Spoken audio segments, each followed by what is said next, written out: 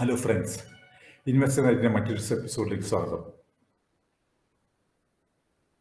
Metal സൈക്കിളിനെ പറ്റി നമ്മൾ മുമ്പുള്ള വീഡിയോസ് നമ്മൾ കേട്ടിട്ടുണ്ട്. സിക്ലിക്കാലിറ്റി നിറഞ്ഞ ഒരു ബിസിനസ്സാണ് മെറ്റൽസ്. റെയിൻ ഇൻഡസ്ട്രീസ് ഇതിൻ്റെ ഒരു മേജർ കമ്പനിയാണ്. High risk high return products ആണ് ഈ കമ്പനിയുടെ. ഈ ബിസിനസ്സും അങ്ങ് പറയാതെ തന്നെയാണ്.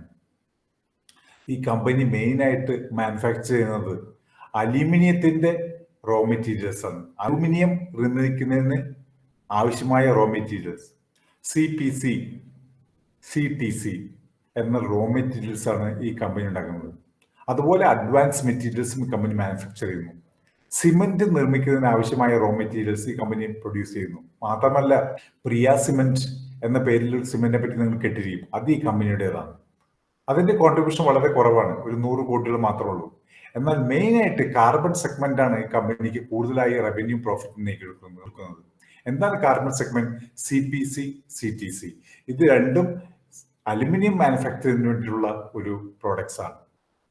വളരെ സിക്ലിക്കൽ ആയിട്ടുള്ള ബിസിനസ്സാണിത്. അതുകൊണ്ട് തന്നെ ഇവരുടെ റവന്യൂ, പ്രോഫിറ്റ് മാർജിനും എല്ലാം വളരെ വ്യത്യസ്തമായി കൊണ്ടിരിക്കും, വളരെ വോളറ്റൈൽ ആയിരിക്കും. എന്നിരുന്നാലും 100 രൂപയിൽ ട്രേഡ് ചെയ്തുകൊണ്ടിരുന്ന കമ്പനി വെറും 7 മാസം കൊണ്ട് 400ലേക്ക് പോവുകയും പിന്നീട് 1.5 വർഷം കൊണ്ട് 45ലേക്ക് കുറയും. പിന്നീട് ഇത് കൂടി ഇപ്പോൾ ഒരു 175 രൂപ ലെവലിലാണ് ഇപ്പോൾ സ്ഥിതി ചെയ്യുന്നത്. ഈ 175 രൂപ ലെവലിൽ, 175-180 രൂപ ലെവലിൽ ഈ കമ്പനിയുടെ ഷെയർസ് വാങ്ങിക്കഴിഞ്ഞാൽ പിന്നീട് മൾട്ടി ബാഗറായി ഈ കമ്പനി മാറാൻ സാധ്യതയുണ്ട്. വളരെ ഇമ്പക്കബിൾ ആയിട്ടുള്ള നല്ലൊരു മാനേജ്മെന്റ് ആണ് റെയിൻ ഇൻഡസ്ട്രീസിനുള്ളത്. അവർക്ക് ബിസിനസ് ചെയ്യേണ്ടത് എങ്ങനെയാണെന്ന് അവർക്കറിയാം. ഈ കമ്പനിയുടെ സിക്ലിക്കാലിറ്റി റിലേറ്റഡ് കാര്യങ്ങളെല്ലാം അവർക്കറിയാം. ഈ കമ്പനിയുടെ ചെറിയ പ്രോബ്ലം തന്നെ ഹൈ ഡെറ്റ് ആണ്. മാർക്കറ്റ് ക്യാപ്പിനേക്കാളും കൂടുതൽ ഡെറ്റ് ഈ കമ്പനിക്കുണ്ട്.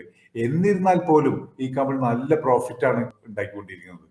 അത് വയ്ക്കുമ്പോൾ ഈ ഡെറ്റ് എല്ലാം നിസ്സാര കാര്യമാണ്, പിന്നീട് അവർക്ക് കുറയ്ക്കാൻ സാധിക്കും.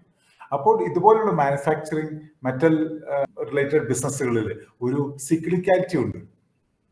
അതിന് അപ്പ് സൈക്കിളും ഡൗൺ സൈക്കിളും വരും.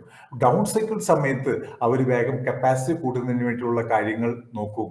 അവരുടെ ബിസിനസ്സുകൾ അത് ചെയ്യുന്നവരെല്ലാം പൂട്ടിപ്പോകും. അപ്പോൾ ഇങ്ങനെയുള്ള കമ്പനി, ടാറ്റ സ്റ്റീലിന്റെ കാര്യം നോക്കൂ. ഒരു ഡൗൺ സൈക്കിൾ വരുമ്പോഴാണ് അവർ നല്ലതായി പുതുതായി കപ്പാസിറ്റി അഡീഷന് വേണ്ടി അവർ ട്രൈ ചെയ്യുന്നത്. മാത്രമല്ല, അവരുടെ വളരെയധികം ഡെറ്റ് ഉണ്ടായതെല്ലാം 2020 ലെവലിലെല്ലാം ഒരു ഡൗൺ സൈക്കിൾ വന്ന സമയത്ത് പോലും അവരത് അടച്ചു തീർത്തു. അപ്പോൾ അതുപോലെ തന്നെ ട്രെയിൻ ഇൻഡസ്ട്രീസും സിമെന്റ് മാനുഫാക്ചറിംഗ് രംഗത്തും സിമെന്റിന്റെ റോ മെറ്റീരിയൽ ഉണ്ടാക്കുന്ന രംഗത്തും വളരെയധികം ശ്രദ്ധ പതിപ്പിച്ചിരിക്കുന്നു. ഇത് കൂടാതെ ഈ CPC, CTC ഇത് രണ്ടും മാനുഫാക്ചർ ചെയ്യുന്നു. ഇവർക്ക് മുമ്പ് സുപ്രീം കോടതിയുടെ ചില റെഗുലേഷൻസ് ചെയ്യുകയുണ്ടായി അവരുടെ പ്രൊഡക്ഷന്. അവർ ഇത് പെറ്റ്കോക്ക് ഇമ്പോർട്ട് ചെയ്യുന്നത് സുപ്രീം കോടതി തടഞ്ഞു, എൻവയോൺമെന്റൽ ഹസാർഡ്സ് പറഞ്ഞു. എന്നാൽ പുതിയ ഒരു ടെക്നോളജി അവർ ക്രിയേറ്റ് ചെയ്തുകൊണ്ടിരിക്കുകയാണ്. ACP എന്ന് പറയുന്ന ഒരു ടെക്നോളജി യൂസ് ചെയ്ത് അത് ക്രിയേറ്റ് ചെയ്ത് കുറച്ചും കൂടി ബെറ്റർ ആയിട്ട് എൻവയോൺമെന്റ് ഫ്രണ്ട്ലി ആയിട്ടുള്ള കാര്യത്തിലേക്ക് അവർ കിടക്കുകയാണ്. അലുമിനിയം പ്രൈസ് ഈ അടുത്ത് കൂടിക്കൊണ്ടിരിക്കുകയാണ്. വളരെയധികം ഒരു ഉയർച്ച അലുമിനിയത്തിന് ഫ്യൂച്ചറിൽ ഉണ്ടാകുമെന്നാണ് കരുതുന്നത്. അലുമിനിയത്തിന്റെ ഉപയോഗം നമുക്കറിയാം അല്ലെ, കോസ്റ്റ്ലി മെറ്റലിനെ റീപ്ലേസ് ചെയ്യുന്ന കാര്യമാണ്. Aircrafts, rail wagons, electric cars, auto components, അതുപോലെ ഇലക്ട്രോണിക് കമ്പണൻസ് ഇതെല്ലാം യൂസ് ചെയ്യുന്ന കാര്യമാണ് അലുമിനിയം. കോപ്പർ മുതലായ ഹൈ കോസ്റ്റ്ലി ആയിട്ടുള്ള മെറ്റലുകളെ റീപ്ലേസ് ചെയ്യുന്ന കാര്യമാണ് അലുമിനിയം. അത് ഉണ്ടാക്കുന്നതിന് ACP മുതലായ കാര്യങ്ങളെ യൂസ് ചെയ്ത്, പുതിയ ടെക്നോളജി യൂസ് ചെയ്ത്, എൻവയോൺമെന്റ് ഫ്രണ്ട്ലി ആയിട്ടുള്ള ടെക്നോളജി യൂസ് ചെയ്ത്, എന്നാൽ ഇവരുടെ കോമ്പറ്റീറ്റേഴ്സിന് അതിനെ അനുകരിക്കാൻ പറ്റാത്തതിലുള്ള പുതിയ കണ്ടുപിടുത്തങ്ങളുമായി റെയിൻ ഇൻഡസ്ട്രീസ് വന്നിരിക്കുന്നത്. ഫ്യൂച്ചറിൽ നല്ലൊരു കമ്പനിയായിട്ട് മാറാൻ സാധ്യതയുണ്ട്. ഈ കമ്പനിയുടെ മാർക്കറ്റ് ക്യാപ്പ് 6000+ ക്രോർസ് ആണ്. Current market price 182. Book value 221 ആണെന്ന് ഓർക്കണം. അതായത് ബുക്ക് വാല്യൂ താഴെയാണ് ഇപ്പോൾ ഇത് ട്രേഡ് ചെയ്യുന്നത്. ഇതിന്റെ സ്റ്റോക്ക് PE 4.8 ആണ്, 5 പോലുമില്ല. ഇതിന്റെ ഡെറ്റ് ആണ് മാർക്കറ്റ് ക്യാപ്പിനേക്കാളും ഒരു 1.5 ഇരട്ടി വരും. അതായത് 9000+ ക്രോർസ് ആണ് ഇതിന്റെ ഡെറ്റ് ആയിട്ട് വരുന്നത്. 256 വരെ മുകളിലേക്ക് പോയിരുന്ന ഷെയർ പ്രൈസ് 129 ആണ് ഇത് ലോ. കോവിഡ് ടൈമിലെല്ലാം 45 വരെ കുറഞ്ഞിരുന്നു. ഇതൊരു ഡിവിഡൻഡ് പേയിങ് കമ്പനിയാണ്. ഈ കമ്പനിയുടെ ഡെറ്റ് ഇത്ര അധികം ഉണ്ടെന്നതാണ് ഇതിന്റെ ഒരേ ഒരു നെഗറ്റീവ്. വളരെ ക്യാപിറ്റൽ ഇന്റൻസീവ് ആയിട്ടുള്ള ഒരു ബിസിനസ്സാണ് ഇവരുടേത്. എന്തുകൊണ്ടാണ് റെയിൻ ഇൻഡസ്ട്രീസിനെ ഇപ്പോൾ നിങ്ങൾ കൺസിഡർ ചെയ്യണം എന്ന് പറയുന്നത്? ടെക്നിക്കലി വളരെയധികം നല്ല ഒരു പോസിറ്റീവ് മൊമെന്റ് വന്നിരിക്കുന്നു. നമുക്ക് കഴിഞ്ഞാൽ അറിയാം, ഇപ്പോൾ 200 DMAയുടെ മുകളിലായിട്ടാണ് ട്രേഡ് ചെയ്യുന്നത്, 182 മുകളിൽ. ഇനി അത് വളരെ ഉയർച്ച അതിൽ വരാം.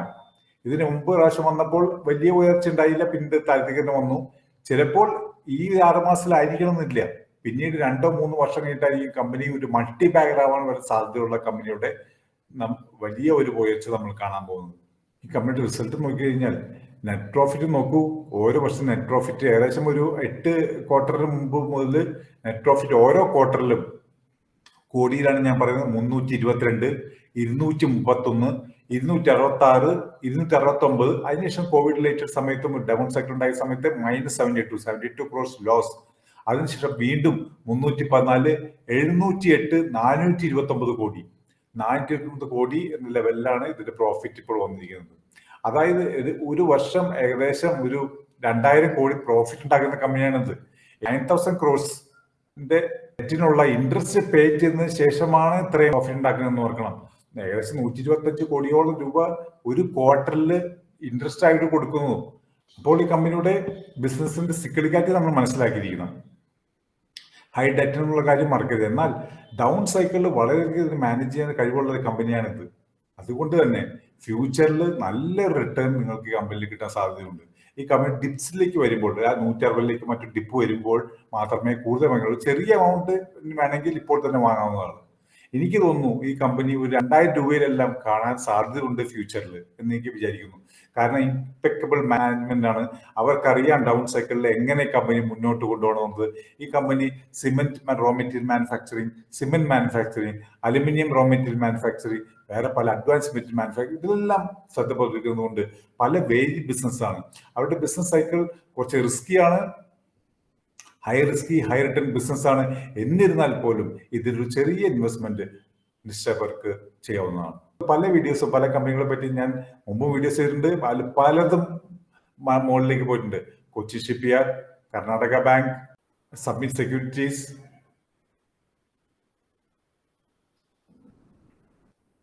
മുതലായ കമ്പനികൾ അതിൽ ചിലത് മാത്രം.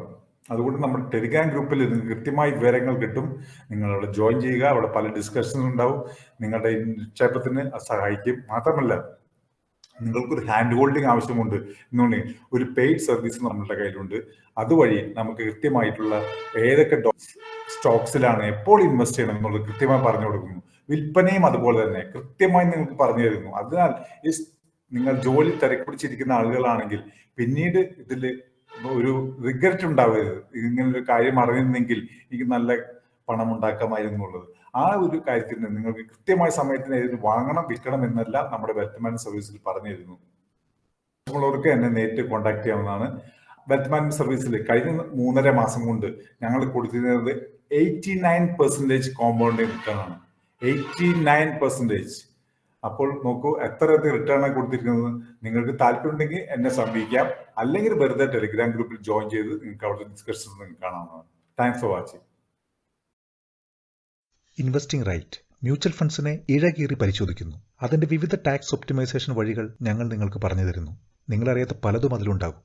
നാട്ടിലിരുന്നു കൊണ്ട് തന്നെ ഫേസ്ബുക്ക്, നെറ്റ്ഫ്ലിക്സ്, ആമസോൺ, ഗൂഗിൾ എന്നിങ്ങനെയുള്ള കമ്പനികളിൽ എങ്ങനെ ഇൻവെസ്റ്റ് ചെയ്യാം, കുട്ടികളുടെ പേരിൽ മ്യൂച്വൽ ഫണ്ട് എടുത്താൽ കിട്ടാവുന്ന ടാക്സ് സേവിങ്സ് എന്തൊക്കെ, ഒരു നല്ല ഫണ്ട് തിരഞ്ഞെടുക്കുന്നതിനുള്ള ക്രൈറ്റീരിയാസ് എന്തെല്ലാം, അതനുസരിച്ച് ഇപ്പോൾ നിക്ഷേപിക്കാവുന്ന ഫണ്ടുകൾ, റിട്ടയർമെന്റ് പ്ലാനിംഗ് എങ്ങനെ ചെയ്യാം, ഒരു വിൽപത്രം എങ്ങനെ എഴുതാം, മാർക്കറ്റിൽ അവൈലബിൾ ആയിട്ടുള്ള best insurance, best 3-in-1 account, bank account, കൂടാതെ നിക്ഷേപയോഗ്യമായിട്ടുള്ള സ്റ്റോക്കുകളുടെ അനാലിസിസ്. ഈ വീഡിയോയിൽ ഉള്ള പലതും ഒരു ലൈവ് ഇൻവെസ്റ്റർ ഓഡിയൻസിന് നടത്തുന്ന വെബിനാറിൽ നിന്നുള്ളതാണ്. ഈ ചാനൽ സബ്സ്ക്രൈബ് ചെയ്യാൻ മറക്കരുതേ.